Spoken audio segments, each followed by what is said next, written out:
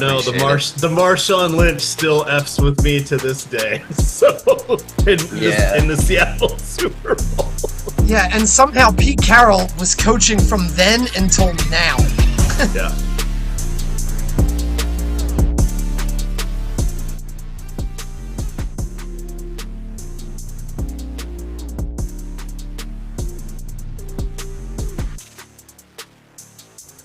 All right, Stochastic, here we go. It's your old pal EMac coming to you on a Saturday. We're going up against college football yet again. We've got the NFL starting tomorrow in earnest with the first main slate. We had little appetizers here Thursday and Friday night with the little football.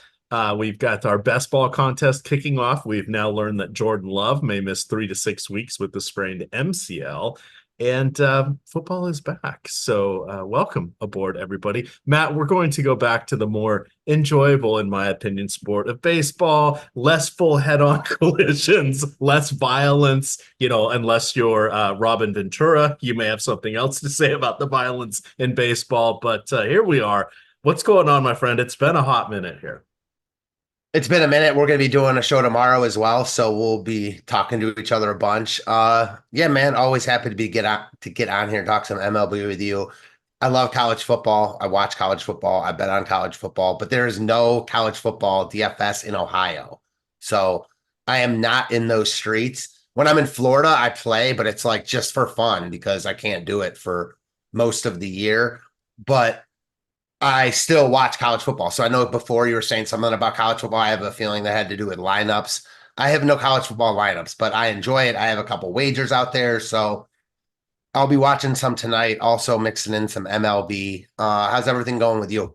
It's been all right. We moved into the other house with the exception of a refrigerator and a washer and dryer because never order anything from LGS. Just don't. Save yourself the trouble. The whoever they have contracted with to deliver it is not answering their calls or ours. And we were scheduled for last Monday. So we've been sitting in this house because it's an hour away. So it's not like I can race over there when I know they're there. So I've been sitting in this other house for almost a week with no fridge. So trying to live out of a cooler is not fun. Not fun. But you know what we call that? First world problems. So had to get that off, but it feels good. I'm now back in the land of actual refrigerator. You never know some of these modern day conveniences, how important they are to your day-to-day life until they're not there. Yeah. And then you start to think, it's like, I would not have lasted very long in the Revolutionary War era, the 1800s, the early 1900s. That's just how life works in general, though. Like, you don't miss shit till it's gone. You know what I mean? And then once it's gone, it's like you really miss stuff. So it shouldn't take stuff like that to appreciate what we have, but that's kind of like where we're at as a society. So I'm totally with you. All right, chat, bonus points to anybody who knows who sang the song. Don't know what you've got until it's gone. Belman's thinking about it. Lawrence, no, I'm not. I just saw that Iowa State scored a 75-yard touchdown in a game that I have the over on. Talk about contrarian. So need like one more score.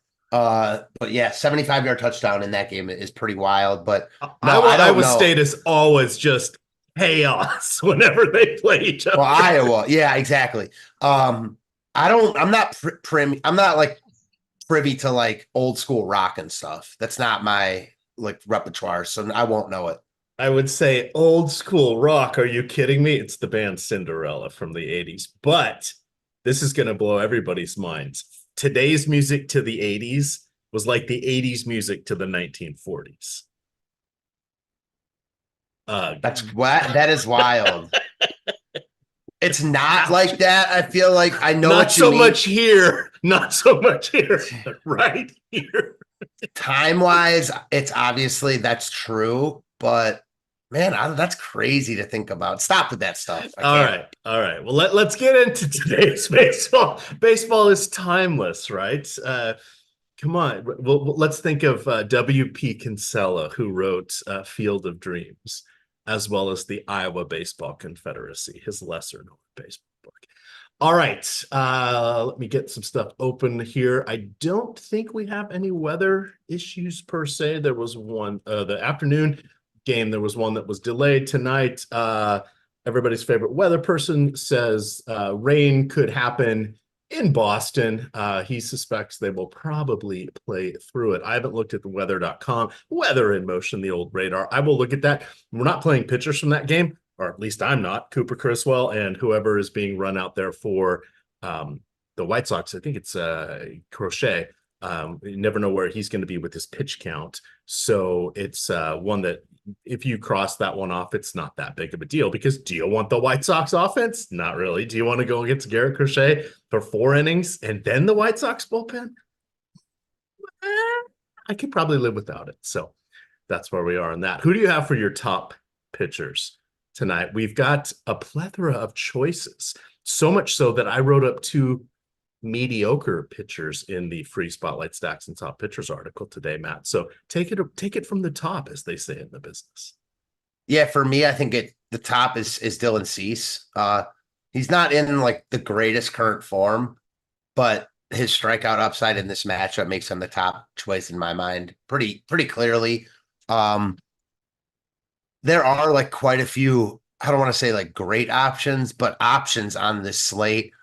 I imagine the 2 guys you wrote up that you're calling just mediocre pitchers are Tobias Myers and Kyle Gibson, just because of the matchups. One of them. Okay. Well, Myers certainly, like, yes, him and Cease are the 2 highest owned pitchers on the slate, and I got no arguments with it. I mean, 7,300 against this Colorado lineup. Whenever it's the Rockies or the White Sox, like especially the Rockies on the road or the White Sox anywhere, pitcher's got to be in play. Myers is cheap enough. He's good enough. Like, he's not great, but he's good enough to be good in this matchup. So I think those 2 guys make a ton of sense. I like Schwellenbach because I think he's a really good pitcher. His underlyings are phenomenal. He's been really good. Just don't love the matchup. And he's, pricey enough where I don't think that he's a priority over the other 2 guys. I do prefer him to Logan Gilbert. And Kyle Gibson, the other guy, I think that's worth mentioning. I don't love him here. He's a guy that, again, he's kind of boom busty at this point in his career. His underlying numbers aren't good. If this were in Seattle, I'd be more inclined to play him, but it's not. Seattle's offense is much better on the road. Makes sense. So I'm not going to get to Gibson here, but I understand why someone would at that price tag, just because of the strikeout upside in this matchup. The Seattle lineup, though, sorry, go ahead, is a lot different when Julio Rodriguez is actually hitting, and he's hitting right now. Yeah, that's a key thing to remember in all of this is there is some improvement. He's just sort of been lost at the plate, right? Contact's been there, power's been non-existent. I think he's done less this month. Well, it's only September, so let's call it less over the last 3 weeks of stealing bases. But he was doing that for most of the season when he was getting on, right? He's like, I don't know what's happening, guys. It's probably, this big old bag of money I've been carrying has kind of put something out of alignment, needs to go to the chiropractor. But yeah, it is a different lineup there. The other thing we want to remember, I believe this is the age 36 season for Kyle Gibson.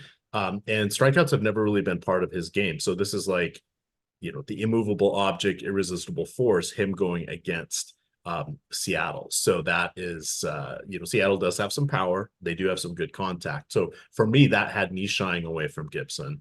We'll hit Tobias Myers first. Ultimately, I landed on him just a little bit. I built out my Yahoo lineup. I went with Cease and Tobias Myers because he was a little bit cheaper than Schwellenbach.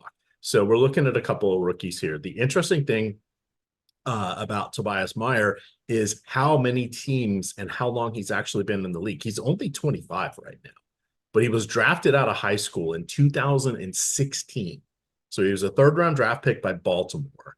And the next season, he was traded to Tampa Bay for Tim Beckham. Okay, there's a blast from the past. And then he started working his way up the lineup there. And then he got moved to Cleveland for, who was it? Wait, who are you originally talking about? Sorry, I missed that part. Tobias Myers being traded for Tim Beckham. For Junior Caminero. Yeah, and they dropped Tobias Myers. God, that's the Indians front office is really good. It's been really good forever, low budget, but that's one of their big blunders. You know how high I am on Caminero. Yeah, man, Tim Beckham, though, just real quick, he was like obviously a number one overall pick, I think, in a bust, but there was a stretch where he was so good in DFS. I don't know if you remember that, but just stealing bases, hitting home runs. It was like on his second or third go around in Tampa. Go ahead. Oh yeah, no, that was it was I had a good chuckle over that when I knew you were going to be on the show with me and I saw that. Now technically he was actually traded from Cleveland. It was a minor deal that sent him to San Francisco, who waived him right at the trade deadline because they brought in more players and they needed him out of there. So effectively, he was traded for a bag of baseballs to San Francisco because they were just willing to cut him because they wanted somebody on the 40-man. So he got claimed by the White Sox, and they cut him because he went 1-15 with the 7.82 ERA. And that takes us to Milwaukee, who signed him to a minor league contract. So that was his fourth overall organization in the calendar year. So still, again, only 25. Let's see, where is his key stuff? So he actually, we say we projects as a back of the rotation starter or reliever. No, he actually projects as a fourth or fifth starter. It just took him a while to get here. I think we're going to see him around at the end of rotations for the next 5 or 6 seasons. I think he does have that kind of talent that he's better than a reliever or a spot starter. I don't think he's ever going to crest into the number 3 starter or higher territory, but he should be making a rotation out of spring training almost every year. He could be one of those, even though he's a righty, one of those lefties that is floated around to every team in the league, like Tyler Anderson or Wade Miley or, fill in the blank. They're always going to have a roster spot because they can eat innings, but otherwise not great. So he's not efficient. That's the challenge, right? He doesn't always close out the 5th inning. You need to close out the 5th inning to be eligible for the win. But he has done okay with his strikeouts. He has a 90 to 95 pitch count workload pretty regularly. I think his last start, he might have even hit 98 or 99. So he's just not, again, that's part of not being efficient in that. And his walks the last few games have been up pretty dramatically, but the strikeouts have still been there. So I'm comfortable with him in this matchup. We talked about the Rockies and their efficiency. They are basically bottom 5 against righties, bottom 2 on the road. So that's with their current active roster. That's looking at WRC plus, which is the efficiency metric. They're still below average at home, but the raw runs scored in Coors Field are different than the WRC plus efficiency. So there's my case for Myers. Weirdly enough, I'm more worried about Cease than Myers here. I mean, a lot of that is the price, but it's the Colorado. Even San Francisco, they strike out a lot and they're not particularly good. They're worlds better than Colorado or the White Sox, the two also ran. So yeah, I mean, Myers looks like arguably the top pitching option on the slate to me. The price and matchup, there's expensive bats to get to as well. There are, and kind of with him and it's interesting in some of the pricing because he and Schwellenbach are kind of flip-flopping on the sites, and neither one is really that far away from Cease per se. So with a few of the expensive bats, particularly the Dodgers, who are standing out there, we do have some decision points. So it should be a fun slate. So that's my case for Myers. Now I did not. Let's take a look here just a little more in depth at Cease, because I didn't write him up, not because I'm not going to play him. That's not the case at all. His current form, as you mentioned, it hasn't been great. You know what? Last time I got on this show and talked about how bad his current form was, he had first pitch strikeouts against 12 of the first 13 hitters of whatever game that was. And that game was 1 or 2 before his no hitter. So what the heck? Yeah, that was against Atlanta at home, I think. Yeah. So now he's got San Francisco. He is in San Diego. We've got the lineup here. The back half of the lineup really doesn't have a ton of power. Tyler Fitzgerald clearly better. I'm looking at last year's metrics. No wonder. Tyler Fitzgerald has adequate power, but he's dropped down to the 7 slot. Mark Conha, Patrick Bailey, they're better against lefties. Bailey, even though he's a switch hitter, he's still better against lefties. And then you're looking at the likes of Chapman, Conforto. somehow Yastrzemski goes from not being an everyday player to now he's the leadoff player. I didn't never know. And remember how long he sat in the minors for them? He was like a 26-year-old call-up. It's not like nobody knew his name, right? His grandfather's pretty good at the baseball. Yeah, no, you're not wrong.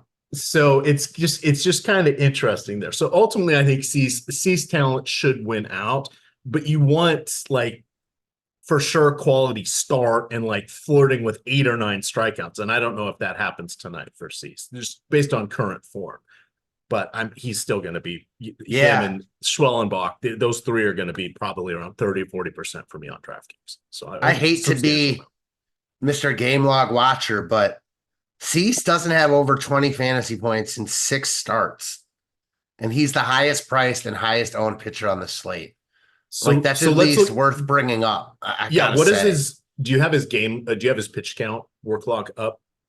Yeah, I mean, last start he went 84 pitches. He got into real trouble in Tampa. Start before that, he threw 96. Was not very good against St. Louis. Start before that, he was not very good against the Mets. Ended up with 18 fantasy points because he got 7 strikeouts, but he could have gotten shelled really early in that game. Before that, in Coors. Started off really good, but threw 101 pitches, walked 5 hitters. In Miami, the start before that was not good. Threw 91 pitches, allowed 5 runs on 6 hits. And then in Pittsburgh, the start before that, he was even worse. Or no, that was the start where the rain delay, where he went 1 inning and then got pulled. Now, before that, 23 against the Dodgers, 50 in that no-hitter against Washington, 39 against the Guardians, 37 in that Brave start, 22 against Arizona. So, like, yeah, I mean, his upside is so high, but man, like, I'm just surprised at how good he looks in the tools, how much ownership he's getting, considering his current form. That's all it is. It is. And you know the slappies will get there. So let's join the slappies. And can you join playback? Wink, wink, nod, nod. On-air production meeting here. Not so secretly, but here we go.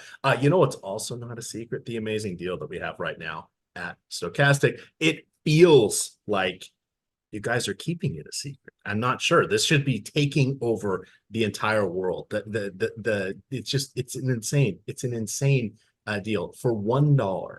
Yes, for $1, you get all week 1 NFL content at Stokastic. Now you had your chance to get Thursday night football. You had your chance to get Friday night football. Now you get the Sunday slate, Sunday night football, Monday, and then this ends. So don't try to time this. This is just for week 1 content. It's not for a week. It's going to close out on Tuesday morning, but just a buck, you get it all. Use the promo code KICKOFF.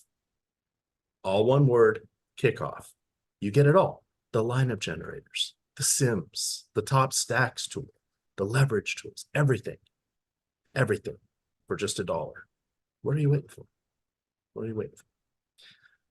Okay, so on to Schwellenbach, because that is a fun name to say and to type out multiple times in an article. It took me a minute, but I think I have it down now. I can't my favorite is Giannis Antetokounmpo. I can't write it out, but I can whip it out just typing it from muscle memory at this point and get it right almost 99% of the time. Just don't think meet, just pitch, right? Don't think EMac, just type. Little callback there to Bull Durham. So key thing about Schwellenbach here is he is 600 more than Cease on FanDuel. He is 700 less than Cease on DraftKings. So he's basically the same price. He has $4 more than Myers on Yahoo. So that's about 10% more, right? So it's kind of interesting to see where he's landing. He gets to go against, let's see who landed here in the Toronto lineup, because they've got a lot of young hitters here. So when you look at Horowitz, Wagner, Addison Barger, Ernie Clement, Joey Luperfino, if you add those 5 guys up together, they have less than a year and a half of MLB service time. That's pretty crazy. Half their lineup added up together has been up in the show for less than a year and a half. And then Alejandro Kirk, I think he only has about 3 or 3.25 years.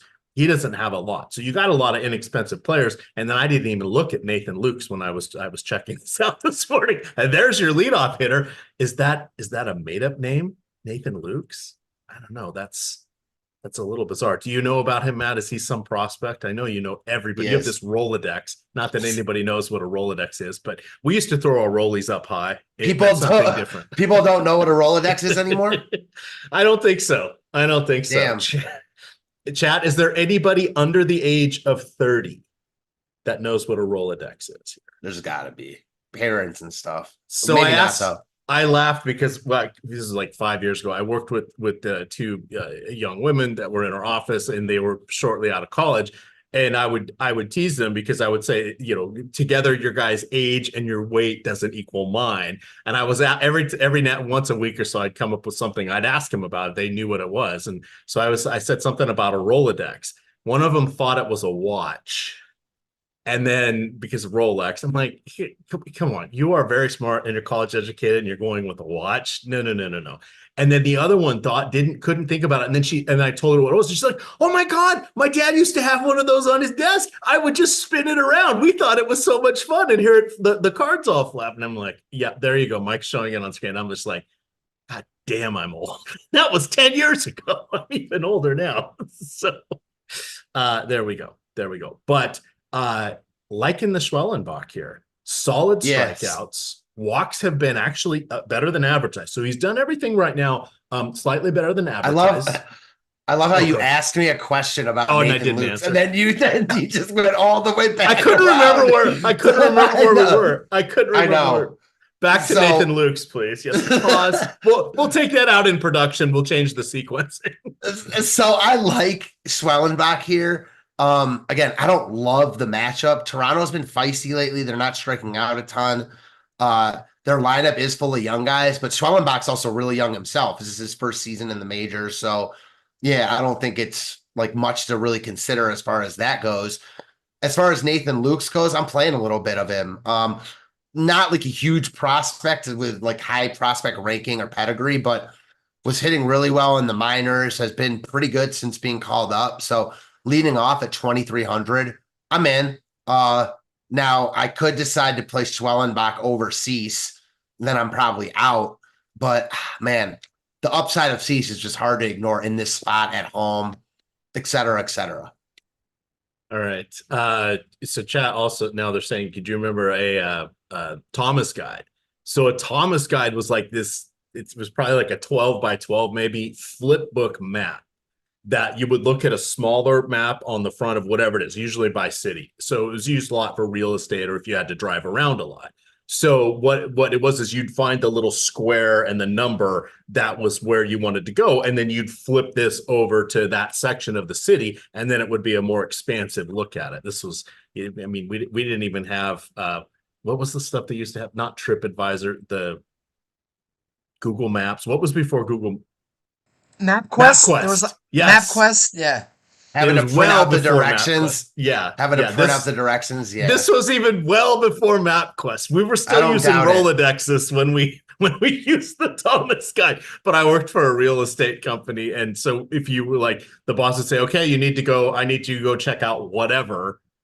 They'd give you the Thomas guide and be like, C7, and you'd flip to it and be like, okay, I know how to kind of get there. And then you'd look at it. How about just straight regular maps? Like that's what my dad. But you needed to draw down. But you I'm so bad with directions. It's funny. Like my dad and my sister are amazing, and my mom and me are awful. And my dad would give me maps and like try to have me learn them, and it just would never happen. No. Even to this day, like I can't get my way out of a box. Yeah, same way. When they invented the garment, that was like, even when it was like $500 for that, I was like, this is worth its weight in gold. I will have one of these. Yes, amazing. All right, so back to Schwellenbach. Key thing, going against a lot of young players. We've seen some inconsistent offensive droughts and outbursts in the same basically 9-game stretch here for Toronto. They had that 15-0 game. part of that, I believe, was that the one that was Luke Mahle pitched? I forget for sure, but I think what catcher was involved towards the end of that one. But in their last 9 games, they've scored 3 or fewer runs 6 times, and then the other 3, 4, 9, and 15. So what happens when you get a lot of young players? Remember 2 years ago, 3 years ago with Baltimore Orioles, they'd crush, and then their offense would disappear for an entire homestand or a series away. They're young and inconsistent. That's what we're getting from Toronto tonight. So I like that for Schwellenbach, also a youngster himself. I draw the line at putting him in cash games. I think I'd still go with Myers and Cease as my pairing, but he is my number 3 guy. Yeah, I think he's the clear number 3 guy here. I don't even think it's really close. So I'm with you all the way around. All right. Where are you on the Logans? You mentioned Gilbert. Any thoughts for Logan Webb here? Nah, I feel like I play more Webb than most, and that's kind of to my detriment, but this is definitely not the spot. Now, ballpark's not bad, but it's not as good as San Francisco. We generally like Webb more at home. San Diego doesn't strike out. Like, this is not the spot to play Webb. Ownership discount aside, because he's good enough where he can get there on any start, but he's not like the biggest strikeout pitcher, bad strikeout spot. Like, you need him to go real deep in this game, which he could. Like, he's a good pitcher, very good pitcher, but just tough spot. So I'm not going to play him here when I like the guys above him more. I'm surprised at how good Logan Gilbert looks in the tools. Like, I certainly prefer Cease and Schwellenbach and Myers. I can't imagine playing 10K for Gilbert in this spot over those other guys. St. Louis is not the greatest offense in the world, but again, they don't strike out a ton. They're feisty. Like, Gilbert, we definitely prefer at home. It's the inverse of the Seattle offense. Like, Gilbert's a strong no for me here. If he beats me, he beats me. I want to see the weather here in St. Louis. So it's going to be around 70 degrees, wind coming in from right field, or probably left field. So that it's a little harder for righties who are trying to pull the ball. About 9 to 14 miles an hour there. Very low run total here. I was surprised to see that it's cooled off that much there in the Midwest. But here we are. Gilbert's the kind of guy, if he was like 15% cheaper, that I think that'd be about where we'd want him to be, and he would be right in the mix with all these other guys. But being on the road, being in we'll call it offensive neutral ballpark, but still a major upgrade for offenses from T-Mobile Park. If it was 80 degrees, 90 degrees, bump it up another 5% for each 10 degrees in Busch Stadium there. But we'll see. It's kind of like if I get some of those guys on either side, I'm okay with it. But I'm not really a priority. Let's see. Gavin Williams against the Dodgers. Yeah, not really. They're without. I didn't see what happened to Teoscar Hernandez. I know he's not in the lineup. I know he's.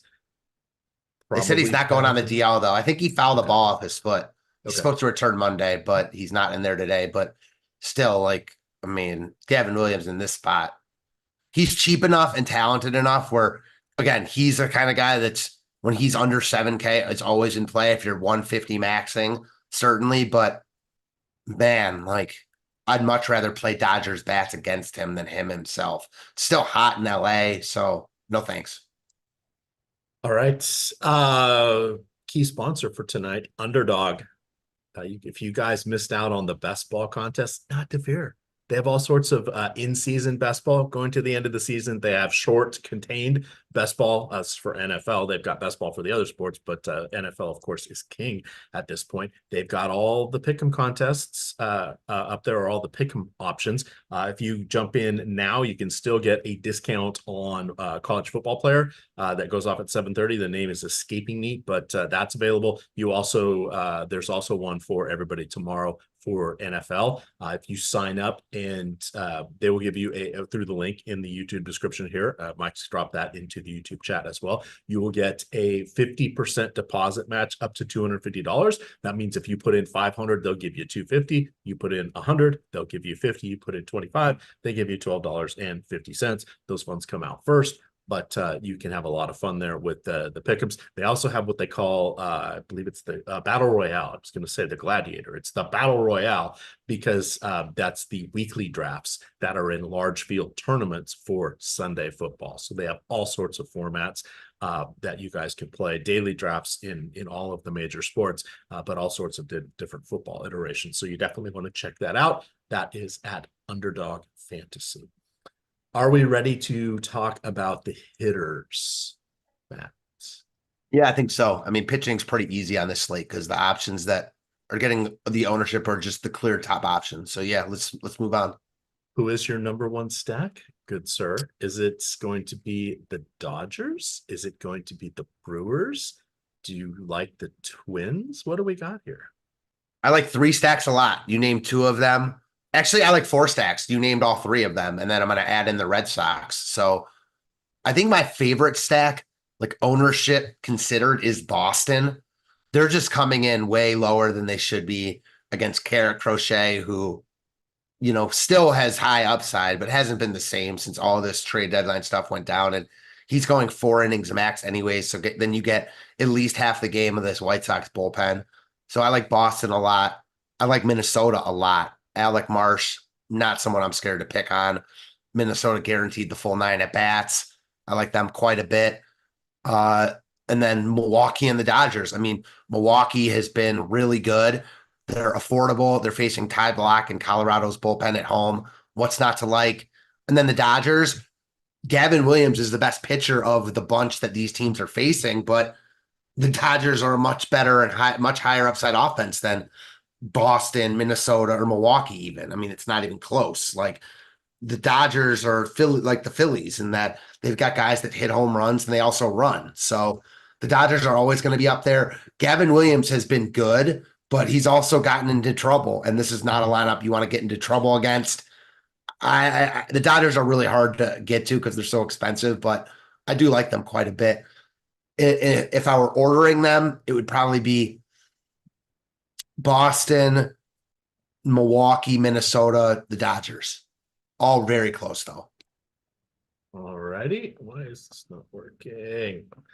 What I want to call out is Gavin Williams just quickly, because I actually, in looking at Odd Shopper this morning, he is the person I recommended against in the Spotlight Pitchers and Top Stacks article. I just dropped that link into the YouTube chat. So at the time I wrote this up, we could get the under on 5.5 strikeouts on DraftKings for -135 per the Odds Shopper. Well, technically it's the Odds Shopper portfolio EV. That's expected value. If EV, if you're talking about your old pals EV, that is entertainment value. But we would rather have the Odd Shopper expected value via the portfolio tool here. It says that anything that is lower than 143 would be a positive wager. So if you look at Pinnacle, it was -183. Yikes, that's a -9% ROI for the same wager I wanted to recommend and did recommend at -135 at DraftKings. So these are the little margins that just eat up your profitability. And it's a huge difference maker. So you want to use Odd Shopper to help you out. We have created some more portfolio management tools over there. You guys definitely need to check that out over at Odd Shopper. But my point here was you get a 2.3% expected ROI on the under for 5.5 pitch out, under for 5.5 strikeouts. Williams is kind of right around those areas, but they on average, but they come and go. His last 10, 6, 6, 5, 5, 3, 8, 8, 9, 5, 2, 5. So he's all over the place. Now he's got to go against the Dodgers. Yes, they are without Teoscar Hernandez, but Max Muncy back is very helpful. And it looks like they're putting out one of their better lineups that they have amongst all their excellent players here. So that is something I want to look at. You're going to find that the unders usually carry the most value because the sports books know we want to root for positive things in our life, and that is overs. So not only do they make the overs just a tick too high, they also charge you for it. So you're losing out from the jump in a lot of cases. That's why the real value is on a lot of these unders here. But Odds Shopper can point out the values across everything via the market-based wagering approach. So that is Odds Shopper. Back to our stacks here. What is a contrarian stack you have considered? I think Boston contrarian enough where I'm fine going there. I don't need to get super weird on this slate. I mean, every team's getting love, really. except for, the Cardinals aren't getting a ton, which I wouldn't expect. So I don't think, like, even the White Sox, they're so cheap, are getting ownership. The Braves, the Mariners are getting love. The Guardians, the Guardians are lower owned than the Red Sox, but I like the Red Sox more. So I'm going to stick with Boston. Man, this is frustrating. You'll appreciate this, though. So I liked Northern Illinois and Syracuse a lot today. The only two teams I played. And usually if I like underdogs, I sprinkle a little bit on the money line. On the money line? Yep. Yeah, and they both won today, and of course I did. Oh! Well, no, Northern Illinois is about to win. They're about to be Golden Domers are going down as a 30-point dog. You hate to see it. Oh. I had a 6-team parlay lose because I had Notre Dame. I even moved it down to like -24 for crazy juice because I didn't trust it. And yeah, football. They're about to lose. Good times. Good times. Hopefully there's no Notre Dame fans watching. So there we go. Brewers were my team. I see that they are the top stacks team as well. When we look at stacks here, I really like Gary Sanchez, Hoskins, Joey Ortiz at the bottom. The lineup is good. Jackson Churio, I believe he's leading off today. Is he back there? Yes, he is. So he's been really good as a rookie. He is $23 on Yahoo. So a lot of times I look to Yahoo just to sort of see what they're doing with things, because they can sometimes be semi-aggressive by they almost have more dynamic pricing than DraftKings this year. And it's very interesting to see what they do with certain players, other than permanently locking in Shohei Ohtani at $18. They've made some aggressive stands. We've seen Mookie Betts, Devers, those guys get up to like $25, $26. Almost an unheard of range here. But Jackson Chorio. So when you see that, that's a good indicator that you looked at the other sites. And if you see he's at a significantly proportional discount, that means he's a really good play, because they have a very sensitive salary allocation. So that I think is a good call out to look to Churio, and then William Contreras is, of course, the other guy. But a lot of sites you can't play Sanchez and Contreras together because they're both catcher eligible. You can do that on FanDuel where you have the utility slot. I don't think anybody has Sanchez as a first baseman. And then Willie Adames, he is struggling with the platoon advantage. He's had a last 3 or 4 years, very, very, very good righty power numbers, but he still usually makes good contact and has solid enough power against lefties. It's sort of disappeared this season. And he just came off that 5-game home run streak. And he hit 13 multi-run homers in the month of August, tying Ken Griffey for the major league record. Yet his righty lefty numbers look pretty paltry this season. Very weird. But I do like the top of the Brew Crew lineup. They have scored the 7th most runs in the league over the last 40 games without Christian Yelich, which I think is a very fascinating number there. And of course, going against Ty Blach is a pretty good deal. That is crazy about Adames' splits this year. It's like it disappeared, because I'm like, well, I remember he was good against righties. And I went back and looked at last year, and it's like, all right, let's quickly flip it. Like last year, he was a 339 WOBA, 179 ISO against lefties, right? That's not bad at all. But this year, I mean, he's like 285 WOBA, 122 ISO. It's like hot garbage. That's not much at all. That's like a single and a half instead of like doubles power. Or good extra base hit power. It's horrible. It's horrible for him. But I do like to call that out. He still has an amazing walk rate, 15% walk rate this year. So he's selective at the plate. Just everything else isn't happening this year. But let's look at what he is against righties. Against righties this season, a 373 WOBA and a 246 ISO across 456 plate appearances. Damn, that's elite. And all I'll say about his splits against lefties is like a couple things. I bet that if all the lefties he were facing were Ty Blach quality, his numbers would be better. And more important than that, like if you're stacking Milwaukee, like they're going to get to this bullpen and full of righties in the bullpen. Now, that would probably take me off him as a one-off, though. Not going to lie. Okay. Fair enough. Let's see, where do we stand here? We got about 15 minutes or so. Who else do we have as stacks? I see somebody asking about the Angels. I will get to that because I tried to write them up as a contrarian stack and I couldn't quite get there, but I'll explain why here in just a sec.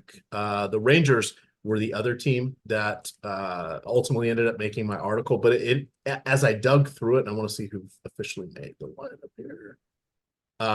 So I was debating between going against Tyler Anderson or going against Jack Leiter in this matchup.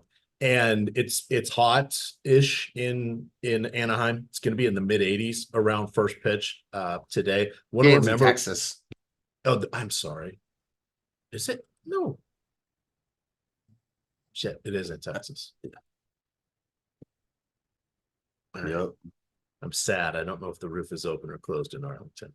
Might be. Sorry, guys. Sorry. But let's talk through it just a little bit. It's the top of the lineup that you really want to get here. The back of the lineup, it dies on the vine. Ezekiel Duran, Jonah Heim. Jonah Heim's magical year was last year. It's not happening this year.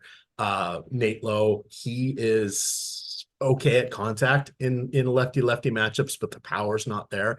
But the top of the order looks really good. Adolis Garcia finally is starting to get some better contact. Wyatt Langford just been wild as a rookie. He's got a 369 ISO, which is nice, or that's his WOBA, 244 ISO. And then you've got Marcus Semien, who's just borderline awesome. Josh Jung is back from his injury. He is doing quite well. So those are the guys I'd kind of focus on. So I like that, but I kind of thought trios, mini stacks, if you will, for Texas. When I looked at Atlanta, and then I'll flip this back over to you, I couldn't get enough people to pick on Leiter. Now, Leiter is not a bad prospect by any stretch. It's going to take him, it seems like, a little bit of time to put it together.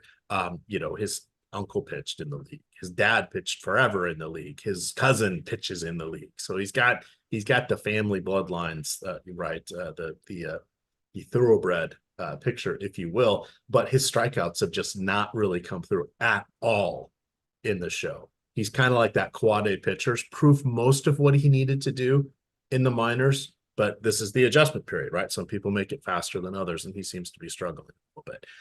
Ultimately, I landed on Moniak, Tyler Ward, and Logan O'Hoppe, and they're not usually together in the lineup anymore. Usually, for a while, you'd get them like 3, 4, 5, 2, 2, 3, 6. Tonight, they're a little more spread out. It's 1, 5, 6. So it's still okay, but I looked at it. I like it. There's some holes there, and Anaheim has just been so bad. And I'm someone who doesn't like to pick on Tyler Anderson, except he's now 34. Home runs have become an issue. They always were, but they've become more of an issue. Strikeouts down, walks up, right? He used to be he'd survive kind of pitcher, right? The Wade Miley type. He's not the Wade Miley type anymore, especially this season. Let me see. I think I took in his last 4 starts, he's been awful. So I said, okay, I'm going to set those aside. I'm going to go back 7 games because I wanted to pick up a couple better, decent starts. 5.6 ERA, 5.1 FIP, 4.5 xFIP. So the xFIP's saying he had a little more home runs than he should have. 8.4 strikeouts in that time frame, but 15 overall extra base hits from a guy who used to not give up a lot of power. That's not great. 18 walks. That's almost 1 every other inning in this time frame, 38 2/3 innings. So I think we can pick on him now. I'm joining the party. I may be a little late, but I was right more often than not previously. Now I want to be on the bandwagon, right? It's like going to a Harley.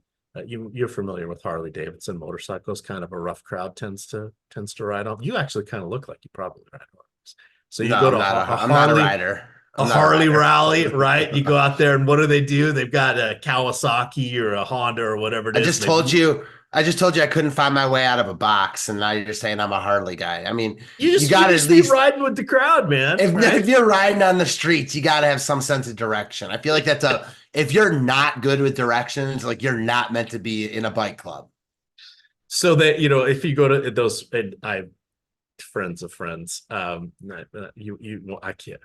Oh, what is the big rally in Montana? I can't think of it. Oh yeah, when I lived in Colorado, Sturgis. Sturgis, yeah. Now, so I'm not going there. Now that Sturgis is pretty crazy. This is when I was, much younger. They'd occasionally do it. So the guys would just go out there, they'd be at the fairgrounds or whatever. They'd get all drunk, and you'd pay like $1 and you could smash on a Kawasaki or whatever with the sledgehammer. And then usually by the end of the night, they would light it on fire, and then they try to piss the fire out because it was Hilarious. the 70s. My uncle's 80s. a Harley guy. My uncle's a Harley guy and went to Sturgis at least once. So yeah, I'm sure at some point he has pissed on a burning Honda I'm sure he has. Sure he has.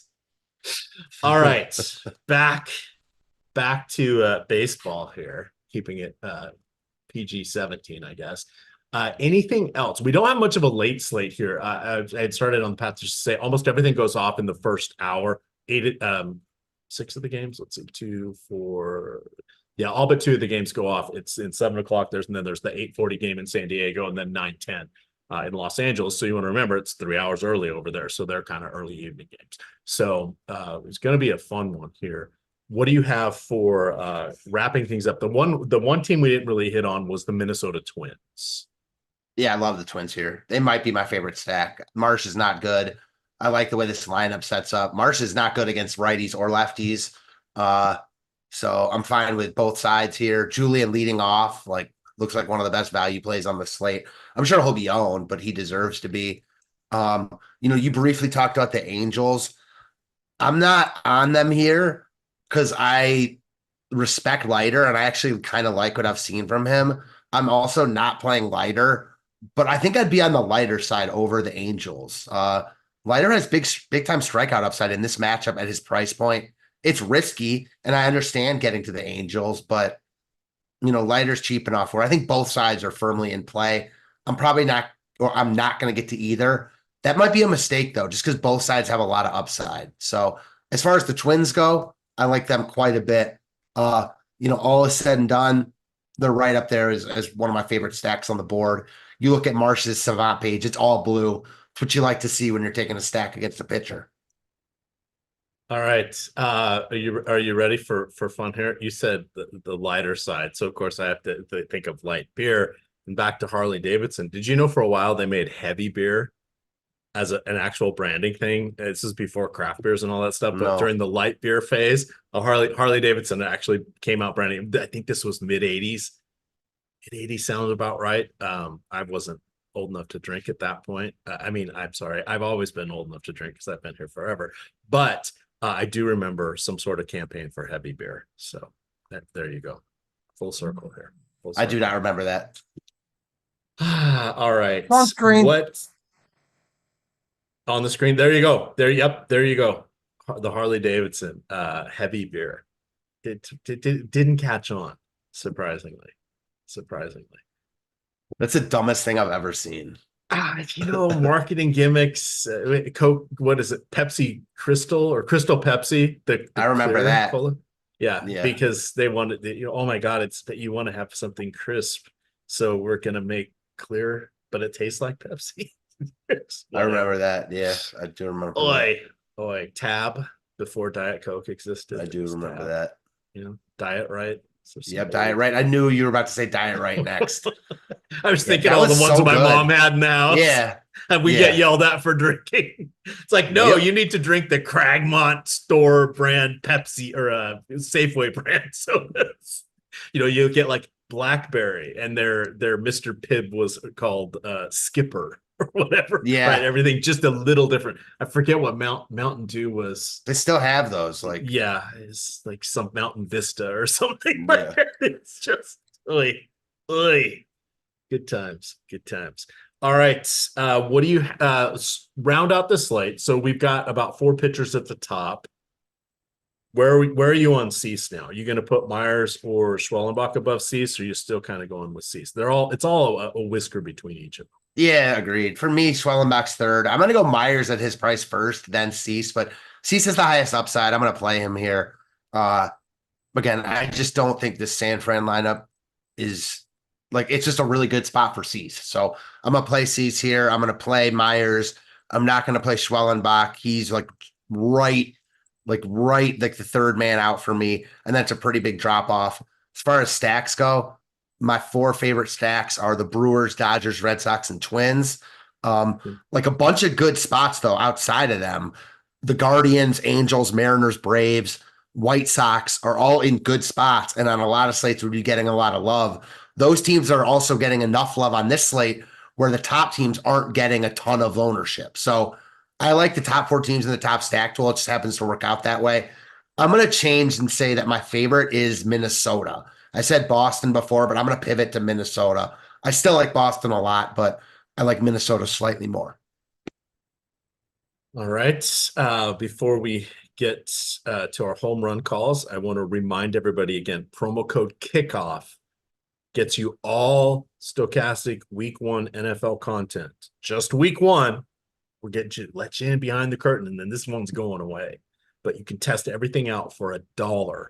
That includes the Sims. That includes the lineup generator. You get everything through Monday Night Football. So check that out. And then tomorrow's schedule, we've tweaked the shows just a little bit here. So at 9 o'clock, so you're going to get 4 hours, and then you're going to get Matt and I on NFL Live before lock for Sunday Night Football. But it's going to be 9 o'clock. It's going to be the Pick'em show. So Josh Engelman is going to take a spin through the various Pick'em sites and call out different props. Hey, guess what? If you are into sports wagering, you can dabble between the sites. You can do a little shopping. You could use Odd Shopper, which will give you the best odds across any of the books and all of the Pick'em sites. But Josh is going to be doing that. He builds out his own models. He compares his models to the stochastic models. He has taught himself via chat GPT to build out some pretty cool models. He was already doing it in Excel. He's a really, really, really smart guy. Don't tell him I said that, but he's really, really good at this stuff. And he explains complex situations. He can distill it down into something that makes sense. So check that out. That starts at 9 o'clock. That's just as you're kind of waking up. Maybe you're making breakfast. You got that on in the background. Then we're going to get a little lineup building there. That's going to be at 9:30 with Greg Ehrenberg. He's going to go through all the tools that we have, give you some looks. And then it's the Sunday deeper dive, the game by game look. You're going to get that with Ben and Lofty going through each of the games. Those guys are so good at this. And they'll throw out betting picks as well. So that's going to be the game by game breakdown. And then you're going to get up till live before lock. You're going to get Eric Lindquist and Matt Gajeski breaking down the last probably about 70 or 80 minutes, because we know Lofty's going to run long, because that's just what Lofty does when he's talking NFL. And here's his first time to go deep on the dive for week 1. So we got a lot of good stuff there. So check those things out. And then again, Underdog, presenting sponsor of the show, 50% deposit match with your first deposit if you go in through the link below us in the YouTube description. Who is your home run for tonight? A lot of times I go like outside the box and go with some rando. Not tonight. Rafael Devers going yard. Okay. I like that. I respect that. Where is mine going to come from here? I'm going to stay in Texas. The game is not in Anaheim, as I've learned. I'm going to stay in Texas here, and I'm taking Wyatt Langford in the lefty. Against, this comes full circle because you remember what I was telling you before the show about the lineup, etc. Well, the biggest devastation of the whole night was in the lineup I didn't play. It had Wyatt Langford, and at that point, the night was coming to an end, and I was like, okay, I'd be second in this tournament. It is what it is. He had a walk-off grand slam, and yeah, it was that night. It was that night. So yeah, I respect the call.